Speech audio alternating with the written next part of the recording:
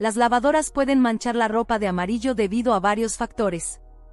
Uno de los principales motivos es el uso excesivo de detergente. Cuando se utiliza demasiado detergente, este no se disuelve completamente durante el ciclo de lavado y se acumula en la ropa, lo que puede dejar manchas amarillas al secarse. Además, el exceso de detergente puede crear residuos en el tambor de la lavadora, que luego se transfieren a la ropa durante el ciclo de enjuague. Otro motivo es el agua dura. El agua con un alto contenido de minerales, como calcio y magnesio, puede reaccionar con el detergente, formando depósitos que se adhieren a la tela, causando manchas amarillas.